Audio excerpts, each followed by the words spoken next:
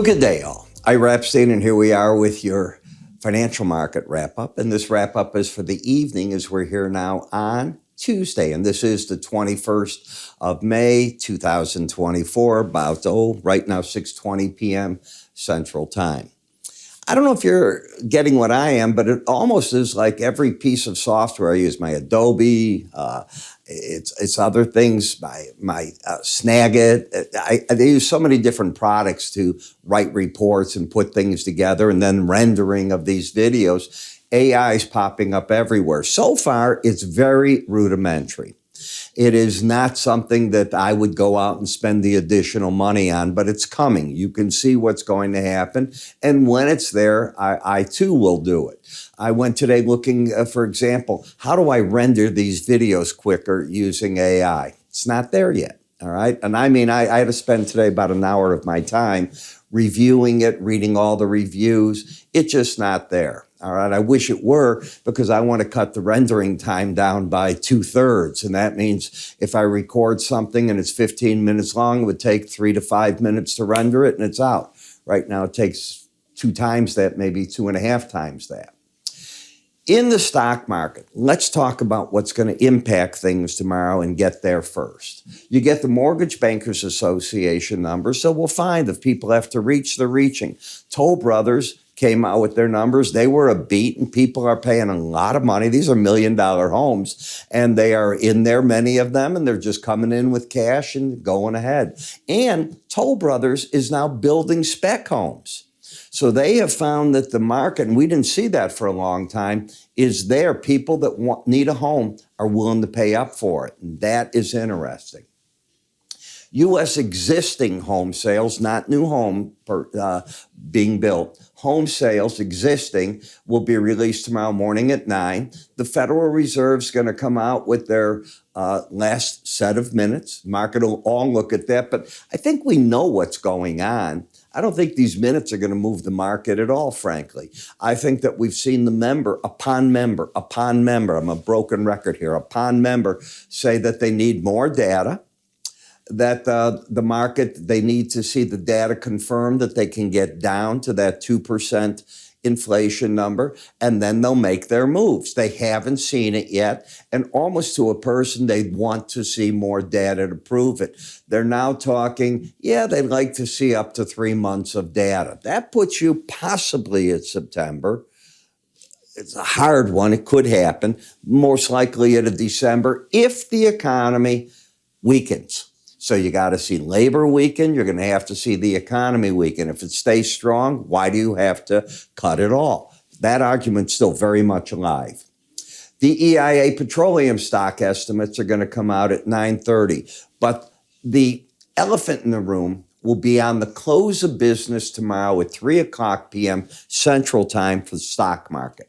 Because after that is when NVIDIA comes out with its numbers, and everybody's looking at it. I didn't realize it. Yesterday in the stock market, New York Stock Exchange, was the lightest volume day of the year so far. Traders are backing off.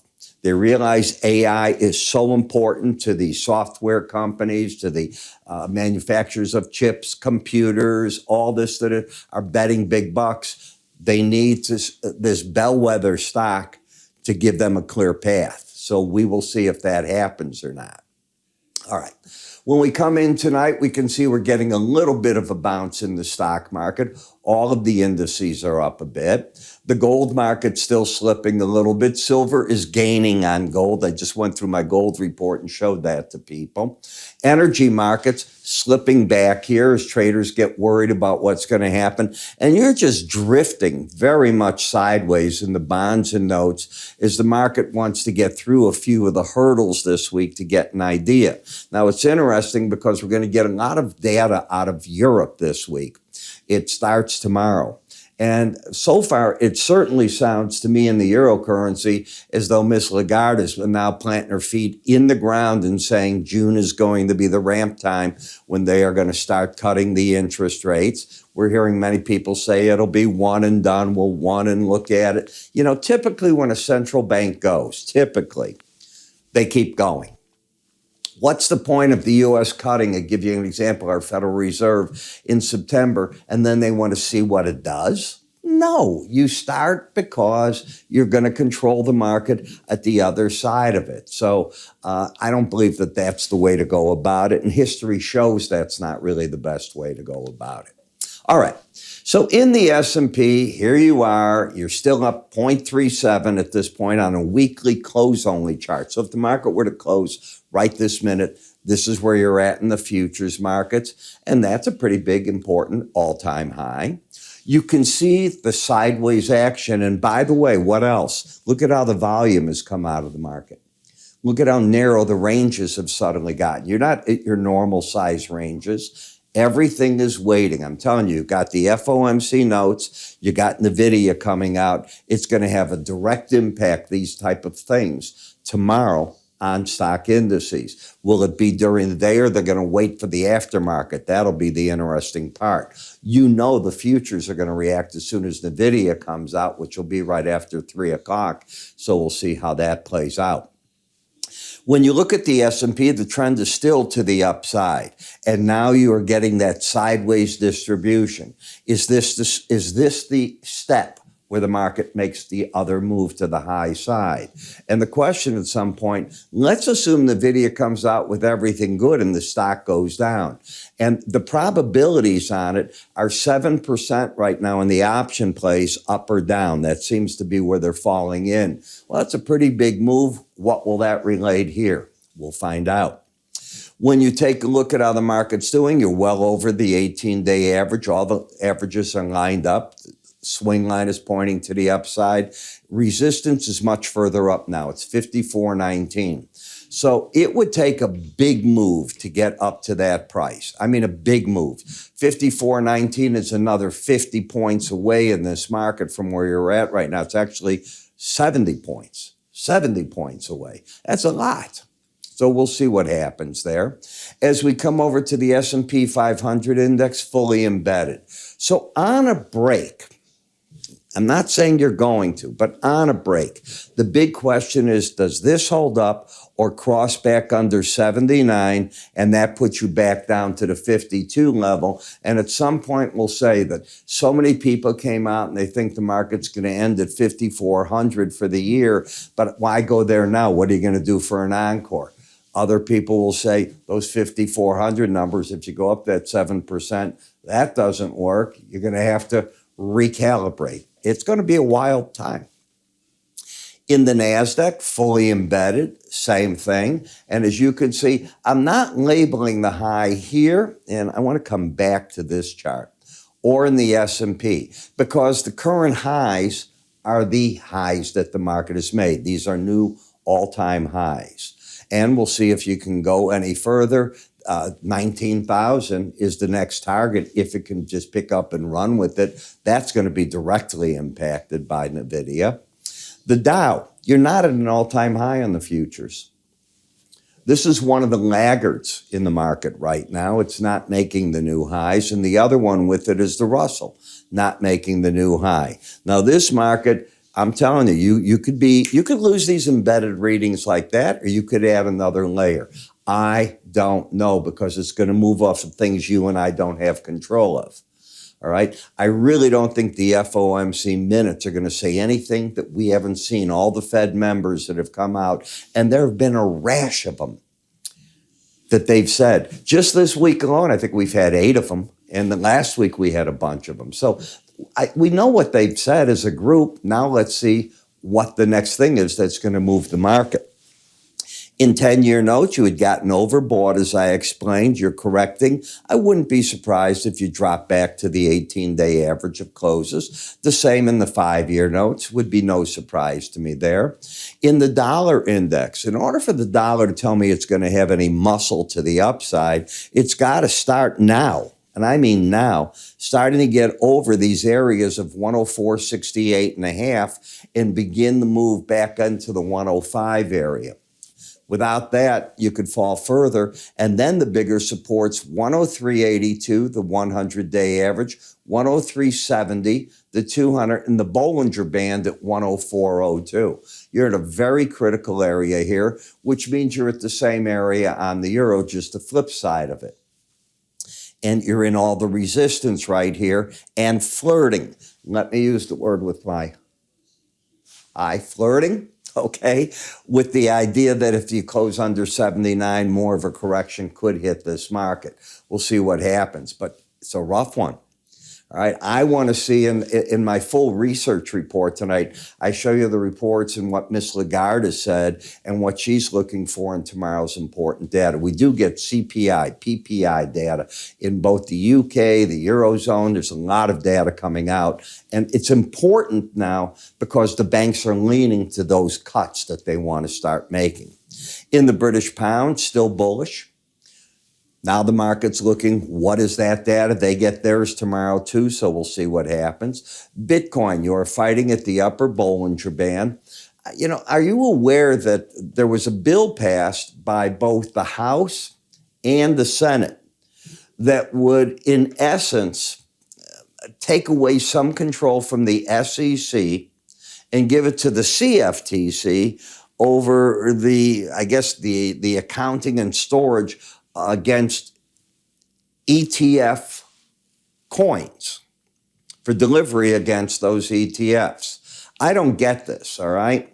I am solidly against government splitting what the rules are for the SEC and the CFTC.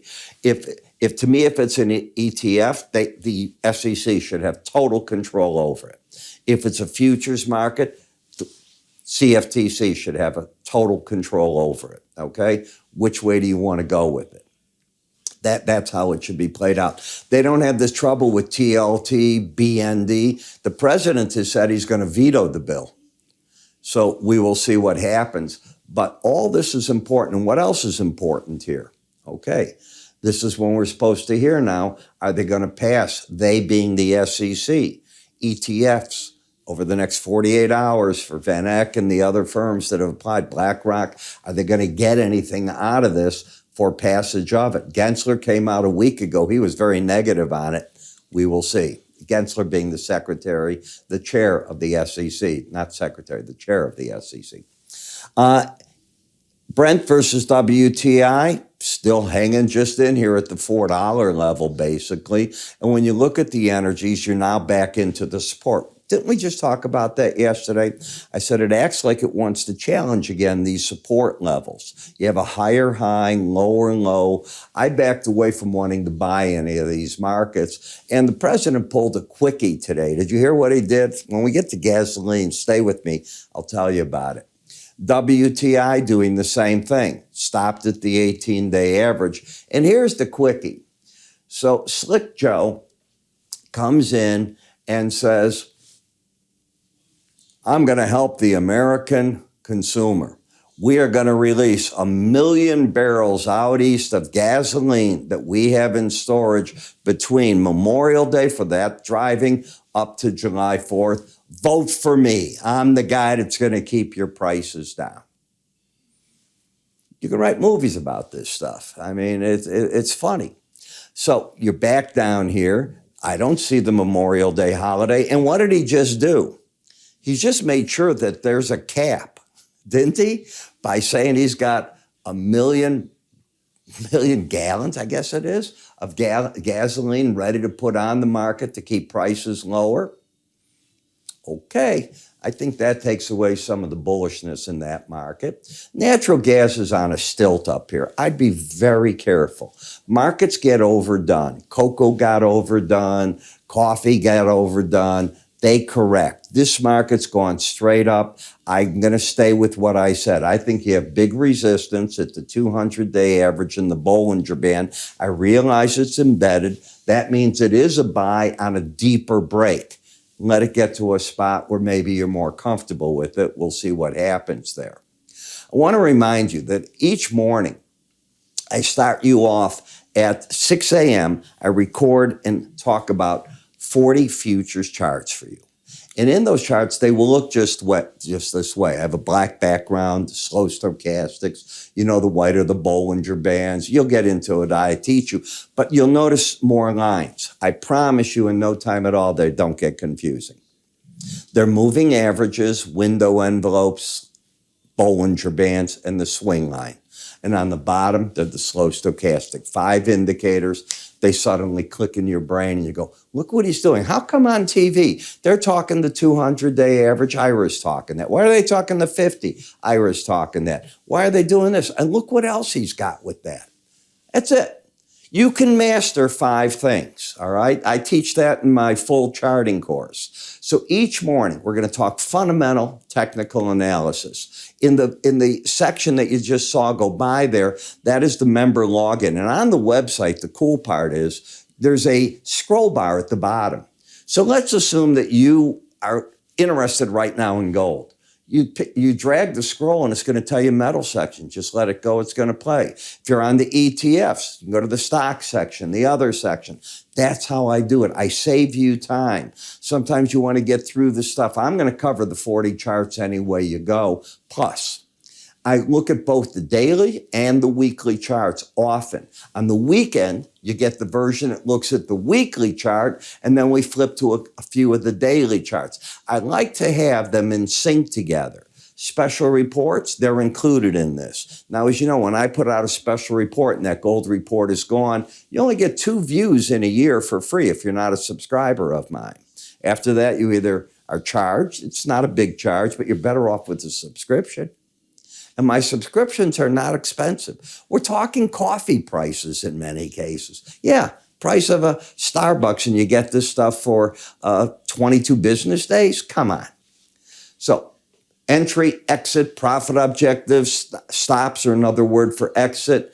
The package I love the best. And why? Because in the combo, you get my writing. My writing is going to take you, and I write it in a way that you're going to be able to read it in under 2 minutes. Bullet points. I'm making a point in each report of things I want you to focus on. Graphics. You're going to see charts in there of things that I want you to focus on. And I'm trying to lead you to the next event that might be happening in the marketplace for the futures. Futures are the key for the ETFs too. GLD, BND, TLT, SPY, DIA, I can go on and on and on, UUP. It's just, I'm like a cheerleader there. IraEpstein.com research. This is where it's all located for you. Move your cursor to the top there and you can give it a click. I'm now looking at doing a SPDR ETF report for tomorrow. So I wanted to get tonight and see a few things that happen. I spent the day really researching what I want to do, and I'll let you know when I do it. You have a great day. I'll talk to you tomorrow. See you in the morning. And of course, trade well.